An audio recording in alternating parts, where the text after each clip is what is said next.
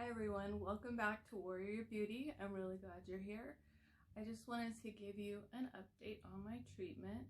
We are at the end of April, during a pandemic, under quarantine for a while, for weeks now, since, I don't know, middle or end of March somewhere, I think. I'm doing really well, really well, like beyond. I wanted to introduce you to my little friend here. This is NED, N-E-D. I bought him the last time I was at MD Anderson about a week ago because I had all of my scans done and I asked for a PET scan because a PET scan is the only way that you will know if any cancer is active in your body. A CT scan can show where the lesions or nodules or tumors are, but it can't tell activity or not. So I asked for a PET scan. I think it's been almost a year since I've had one with my doctors in California. So I asked here and they said yes and got insurance approval, and I'm NED. I'm NED. Well, my body is NED, let's just say that. I had a brain MRI at the same time, and then a lumbar MRI, and then a whole body PET scan. The whole body PET scan came back that there's nothing that took anything to show activity in my body. So my husband's been teasing me about looking like a baby owl. I have hair here too, you just really can't see it unless you're standing in front of me, but I kind of have like a crew cut little thing going on here like a baby owl. And I saw him and I couldn't resist. So this is Ned. And he was my buddy at the hospital the whole time I was there this past time. And I'm probably going to take him with me the rest of the time just so, you know, I'm not by myself. Helps to see his little eyeballs watching over me at night. I don't know, I'm still a big kid. If you know me well, you already know that's true. And so my brain MRI came back too that they didn't see any melanoma in the cerebral spinal fluid that they took. They didn't find any melanoma cells. They still haven't found any melanoma cells actually floating around in my cerebral spinal fluid. They didn't see any evidence of leptomeningeal disease, which is the melanoma being on the lining of my brain. I was diagnosed with that before. They did see the lesions, the same brain lesions that I've had, but a couple of them are smaller, and they're tiny as it is, and the others, there's not any new ones, and none have grown. So they might be NED and dead too, and just need to shrink and disappear through time with my treatments. So that's where we're at right now. The quarantine thing's been a little trying, but it just kind of came at a really weird time for us.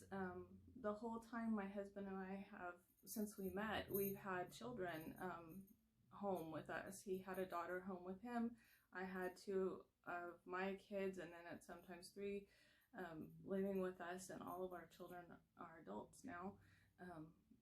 So we moved to Texas, and we're going down this path of treatment and everything, and it's the first time we've ever been alone, so it's kind of it's been really an experience. It's a good thing we like each other and we get along. We're best friends, so that's been really wonderful, honestly, to have a moment just to be. So for us, the quarantine hasn't been so bad. He's been super protective over me, won't even let me go to the door to get Amazon or anything. Even the mail, we wash all the way up to our elbows and use gloves. And he bought me a charcoal mask, this thing here, hold on, that I wore to the hospital, and you can change the little inside part. And so anyway, there's my charcoal mask, looking like a video game person, somebody from Mortal Kombat or something. But it really does help. MD Anderson still has very strict rules You have to be tested when you go in there for your fever, and if you have a fever, they test you for COVID. But other than that, I think Texas is gonna go ahead and open back up in the next few days here as of the 1st. Still under very strict rules for everything. It's like a 64-page deal, but I'll still be able to get my treatment, wearing my mask and staying healthy and staying inside, staying quarantined until this madness is over and the world returns back to normal. So hopefully, I'm hoping, where are we? We're almost at May. Probably by the end of June to hopefully have some sort of little hairdo going on here. I mean, this is quite a hairdo. Looking like an 80-year-old guy. But anyway, you won't see the shine hopefully on the, you know, girls try to not be shiny with our little powder blush and stuff, and then I got a shiny bald head. I'm just messing with you. But it's gonna be okay, everybody. This whole quarantine thing, if you're quarantining, thank you, because that saves people like me who have compromised immune systems, and elderly people and children, and just, you know, people of all ages, honestly, that have compromised immune systems or other health problems, that we wouldn't make it through COVID.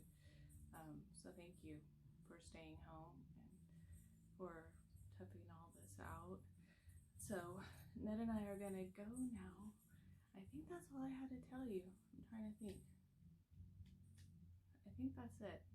Or NED, at least the body is. And I'm feeling better, so I need to start working out. I'll talk to you soon. Thank you for following.